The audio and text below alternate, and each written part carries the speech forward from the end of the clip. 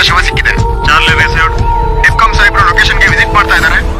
ಯಾವ್ದಾದ್ರೂ ಒಂದು ಸೆನ್ಸೇಷನ್ ಘಟನೆ ನಡೀತು ಅಂತ ಅಂದ್ರೆ ಅದನ್ನ ಆಧರಿಸಿ ಸಿನಿಮಾ ಮಾಡಲು ಎಲ್ಲರೂ ಮುಂದಾಗ್ತಾರೆ. ಸಿನಿಮಾ ಘೋಷಣೆ ಕೂಡ ಮಾಡ್ಬಿಡ್ತಾರೆ. ಆದ್ರೆ ನೈಜ ಘಟನೆ ಆಧಾರಿತ ಸಿನಿಮಾ ಆಗಿರುವುದರಿಂದ ಅದಕ್ಕೆ ಎದುರಾಗುವ ಅಡೆತಡೆಗಳು ಹಲವಿರುತ್ತೆ. ಈಗ ರೇಣುಕಾಸ್ವಾಮಿ ಕೊಲೆ ಕೇಸ್ನ ಆಧರಿಸಿ ಸಿನಿಮಾ ಸಿದ್ಧವಾಯಿತೆ ಎನ್ನುವ ಪ್ರಶ್ನೆ ಮೂಡ್ತಾ ಇದೆ. ಈ ರೀತಿ ಸಿದ್ಧವಾದ ಚಿತ್ರಕ್ಕೆ ಬಾಸ್ ಎಂಬ ಟೈಟಲ್ ಇಟ್ಟಿರುವುದು ಸಾಕಷ್ಟು ಚರ್ಚೆ ಕೂಡ ಹುಟ್ಟುಹಾಕಿದೆ.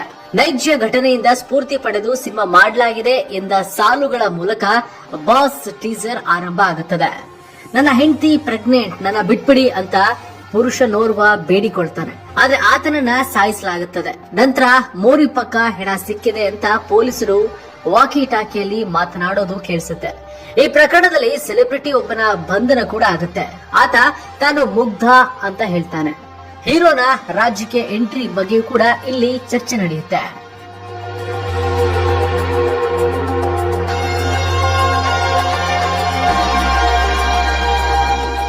ಟೀಸರ್ ನೋಡಿದ ಪ್ರತಿಯೊಬ್ಬನಿಗೂ ರೇಣುಕಾಸ್ವಾಮಿ ಕೊಲೆ ಪ್ರಕರಣ ನೆನಪಿಗೆ ಬಂದಿದೆ. ಈ ಪ್ರಕರಣವನ್ನೇ ಆಧರಿಸಿ ಸಿನಿಮಾ ಮಾಡಲಾಯಿತಾ ಎಂಬ ಪ್ರಶ್ನೆ ಕೂಡ ಮೂಡಿದೆ.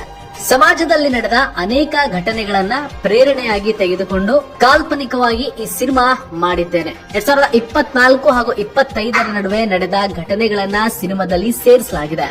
ಒಬ್ಬ ಸೆಲೆಬ್ರಿಟಿ ಕೊಲೆ ಮಾಡಿದ ಮೇಲೆ ರಾಜಕೀಯಕ್ಕೆ ಹೇಗೆ ಬರ್ತಾರೆ ಅನ್ನೋದು ಒಂದು ಕತೆ ಅಂತ ನಿರ್ದೇಶಕ ಲವ ಈಗಾಗಲೇ ಪ್ರೆಸ್ ಮೀಟ್ ನಲ್ಲೂ ಕೂಡ ಹೇಳಿದ್ದಾರೆ. ತನುಷ್ ಶಿವಣ್ಣ ಅವರು ಚಿತ್ರದಲ್ಲಿ ಸೆಲೆಬ್ರಿಟಿ ಪಾತ್ರದಲ್ಲಿ ಕಾಣಿಸಿಕೊಂಡಿದ್ದಾರೆ. ಸದ್ಯ ರೇಣುಕಾಸ್ವಾಮಿ ಪ್ರಕರಣ ಕೋರ್ಟ್ನಲ್ಲಿದೆ. ಹೀಗಿರುವಾಗಲೇ ಅದೇ ಪ್ರಕರಣ ಹೋಲುವಂತೆ ಸಿನಿಮಾ ಮಾಡೋದು ಚರ್ಚೆಗೆ ಕೂಡ ಗ್ರಾಸವಾಗಿದೆ. ಈ ಚಿತ್ರಕ್ಕೆ ಅಡ್ಡಿ ಆತಂಕಗಳು ಕೂಡ ಎದುರಾಗುವ ಸಾಧ್ಯತೆ ಮುಂದಿನ ದಿನಗಳಲ್ಲಿ ದಟ್ಟವಾಗಿದೆ.